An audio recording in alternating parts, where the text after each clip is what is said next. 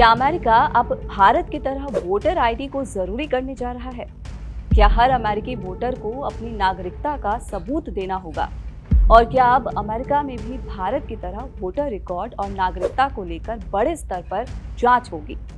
इसे समझने के लिए पहले आपको ये जानना होगा कि अमेरिका में चुनाव तो होते हैं, लेकिन वहां वोट डालने के लिए हर जगह भारत जैसी एक समान अनिवार्य वोटर आईडी व्यवस्था नहीं है।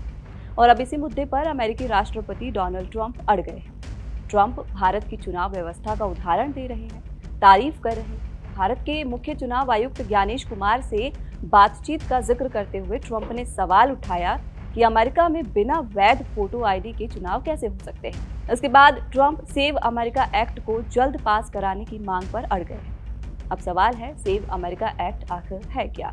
क्या इसके लागू होने के बाद अमेरिका में हर वोटर को नागरिकता का सबूत देना होगा? क्या वहां भी हर मतदाता को फोटो आईडी दिखानी होगी? आइए पूरी कहानी आसान भाषा में समझते हैं। सबसे पहले नाम समझिए। सेव का मतलब है safeguard American voter eligibility act. इसका मूल उद्देश्य ये है कि अमेरिकी संघीय चुनावों में सिर्फ अमेरिकी नागरिक ही वोटर के रूप में रजिस्टर हों और मतदान करें। वोटर रजिस्ट्रेशन के समय अमेरिकी नागरिकता का डॉक्यूमेंट्री प्रूफ देने की शर्त रखी गई है। इसके अलावा फेडरल इलेक्शंस के वक्त मतदान के समय एलिजिबल फोटो आइडेंटिफिकेशन दिखाने की व्यवस्था प्रस्तावित है।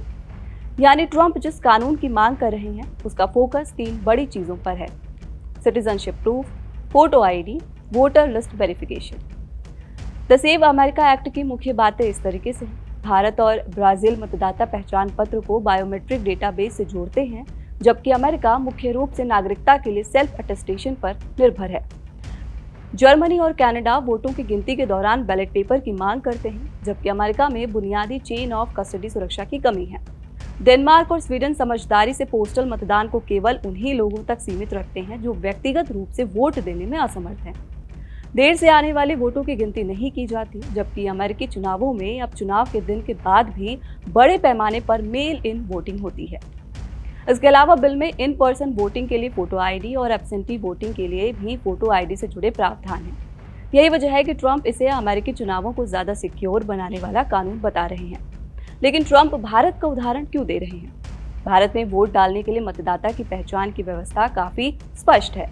इलेक्शन कमीशन के मुताबिक वोटर को पोलिंग स्टेशन पर EPIC या चुनाव के लिए स्वीकृत वैकल्पिक फोटो आईडी में से कोई पहचान पत्र दिखाना होता है। इन वैकल्पिक आईडी में से Aadhaar, passport, driving licence, PAN card और कई अन्य दस्तावेज शामिल हो सकते हैं। और एक बेहद जरूरी बात, सिर्फ आईडी होना काफी नहीं है, आपका नाम मतदाता सूची में होना भी जरूरी है। इलेक्शन कमीशन साफ कहता है कि वोटर लिस्ट में नाम होने पर ही वोट डाला जा सकता है। यही व्यवस्था ट्रंप के तर्क का हिस्सा बन रही है। हाल ही में ट्रंप ने chief election commissioner Gyanesh Kumar के साथ हुई बातचीत का जिक्र करते हुए सोशल मीडिया ट्रुथ पर भारत की वोटर आइडेंटिफिकेशन व्यवस्था की तारीफ की और अमेरिका में फोटो आईडी को लेकर सवाल उठाया। भारत में अमेरिकी राजदूत सर्जियो गोर ने भी सेव अमेरिका एक्ट के समर्थन में भारत का उदाहरण दिया और कहा, अमेरिकी राष्ट्रपति डोनाल्ड ट्रंप बिल्कुल साफ थे। भारत जो कर रहा है, यानी वोटर आईडी का कानून होना, ये एक ऐसी चीज है जिसे हम संयुक्त राज्य अमेरिका में भी पास करना चाहिए। वैसे भारत में 66 करोड़ से ज्यादा लोगों ने वोट दिया था, जिसमें से 1% से भी कम लोगों ने डाक द्वारा वोट किया। मुझे लगता है कि ये बहुत जरूरी है। वोटर आईडी कार्ड जरूरी है। ये कोई किसी एक पार्टी का मुद्दा नहीं है और इसीलिए राष्ट्रपति ट्रंप बिल्कुल सही हैं कि जब लोग वोट देने आए तो अमेरिका में वोटर आईडी की शर्त होनी चाहिए। ट्रंप का संदेश साफ है, अगर भारत जैसे बड़े और विशाल लोकतंत्र में वोटर आइडेंटिफिकेशन व्यवस्था काम कर सकती है तो अमेरिका में क्यों नहीं। लेकिन यहाँ एक बात समझना जरूरी है, भारत और अमेरिका की चुनाव व्यवस्था में कई बुनियादी अंतर हैं। भारत में इलेक्शन कमीशन ऑफ इंडिया एक केंद्रीय संवैधानिक संस्था है जो लोकसभा, राज्यसभा, स्टेट असेंबलीज और राष्ट्रपति उपराष्ट्रपति चुनावों के प्रशासन में महत्वपूर्ण भूमिका निभाती है। वहीं अमेरिका में चुनावों का एडमिनिस्ट्रेशन काफी हद तक राज्यों और लोकल इलेक्शन अथॉरिटीज के जरिए होता है। आसान भाषा में समझे तो अमेरिका के 50 राज्यों में वोटिंग के नियम अलग अलग हैं। आईडी प्रूफ, रजिस्ट्रेशन और मेल इन बैलेट के नियम हर राज्य में बदलते हैं, जिससे भ्रम और अविश्वास पैदा होता है। पोस्टल बैलेट पेपर्स की वजह से नतीजे आने में कई दिन लग जाते हैं। ऐसे नतीजों में धांधली के आरोप लगने और अदालती मुकदमों की संभावना भी बढ़ जाती है। कई बार ऐसा भी होता है कि पूरे देश में सबसे ज्यादा पॉपुलर वोट पाने वाला उम्मीदवार भी राष्ट्रपति नहीं बन पाता, जैसा 2016 में हिलेरी क्लिंटन के साथ हुआ था।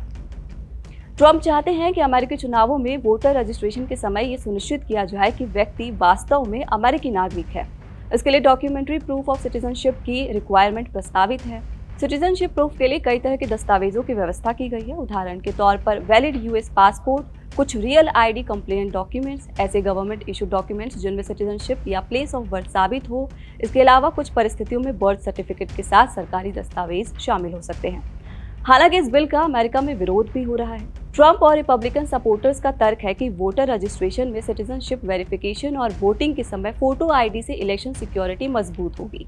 उनका कहना है कि इससे गैर अमेरिकी नागरिकों के फेडरल इलेक्शंस में वोटिंग करने की संभावना पर रोक लगेगी और वोटर रोल्स को ज्यादा व्यवस्थित तरीके से वेरीफाई किया जा सकेगा। लेकिन डेमोक्रेट्स और दूसरे विरोधियों की सबसे बड़ी चिंता है कि अगर डॉक्यूमेंट्स की शर्त बहुत सख्त हो गई तो परेशानी किसे होगी। विरोधियों का कहना है कि कई वैध अमेरिकी नागरिकों के पास हर समय पासपोर्ट या सिटीजनशिप साबित करने वाले जरूरी डॉक्यूमेंट्स नहीं होते। ऐसे में जो व्यक्ति वास्तव में अमेरिकी नागरिक है वो भी पेपर वर्क की कमी के कारण वोटर रजिस्ट्रेशन या वोटिंग में मुश्किल का सामना कर सकता है। फिलहाल अमेरिकी संघीय चुनाव में नॉन सिटीजन्स को वोट देने की अनुमति नहीं है। सेव एक्ट का समर्थक पक्ष कहता है कि नया कानून पहले से मौजूद कानून को ज्यादा मजबूत वेरिफिकेशन और डॉक्यूमेंटेशन से इन्फोर्स करेगा। वहीं विरोधी पक्ष का सवाल है कि अगर नॉन सिटीजन्स के लिए वोटिंग पहले से इलीगल है तो इतनी सख्त नई डॉक्यूमेंटेशन रिक्वायरमेंट्स की जरूरत क्यों है। अब आते हैं सबसे राजनीतिक हिस्से पर। ट्रंप ने सेव अमेरिका एक्ट को अपनी प्रमुख प्राथमिकताओं में शामिल कर लिया है। उनका दबाव सिर्फ भाषणों तक सीमित नहीं रहा। जुलाई 2026 में ट्रंप ने सीनेट से कहा कि वो अगस्त रिसेस पर ना जाए जब तक सेव अमेरिका एक्ट को आगे नहीं बढ़ाया जा सकता। इसके अलावा 21st century road to housing act को कांग्रेस ने पास कर दिया था, लेकिन ट्रंप ने सेनेट द्वारा सेव एक्ट पर कार्रवाई न होने के विरोध में उसे साइन नहीं किया। इसके बाद वो बिल राष्ट्रपति के सिग्नेचर के बिना ही कानून बन गया। यानी ट्रंप ने सेव एक्ट को दूसरे लेजिस्लेटिव प्रायोरिटी से जोड़कर सेनेट पर दबाव बनाने की कोशिश की। सेव एक्ट का हाउस वर्जन यानी कि HR 22 10 अप्रैल 2025 को हाउस ऑफ रिप्रेजेंटेटिव से पास हो चुका था। इसके बाद ये सेनेट में पहुंचा, लेकिन सेनेट में इसे आगे बढ़ाने के लिए पर्याप्त बाईपार्टीसन सपोर्ट नहीं बन पाया। इसलिए अभी तक ये कानून नहीं बना है। यानी ट्रंप की मांग कितनी भी तेज क्यों ना हो, राष्ट्रपति अकेले सेव एक्ट को कानून नहीं बना सकते। पहले कांग्रेस के दोनों चैम्बर से लेजिस्लेशन को गुजरना होगा, फिर राष्ट्रपति की भूमिका आएगी। तो सवाल अब सिर्फ ये नहीं कि सेव एक्ट पास होगा या नहीं। ट्रंप भारत की व्यवस्था को एग्जाम्पल बना तो रही है, लेकिन क्या अमेरिका सच में ऐसा मॉडल अपनाएगा? इसका जवाब अब यूएस सेनेट के फैसले पर टिका है। आपको क्या लगता है, क्या अमेरिका को भारत जैसी वोटर आईडी व्यवस्था अपनानी चाहिए? कमेंट बॉक्स में अपनी राय जरूर बताइए। फिलहाल इस वीडियो में इतना ही। मैं सुप्रिया, कैमरे के पीछे हमारे साथी नकुल। देखते रहिए कड़क।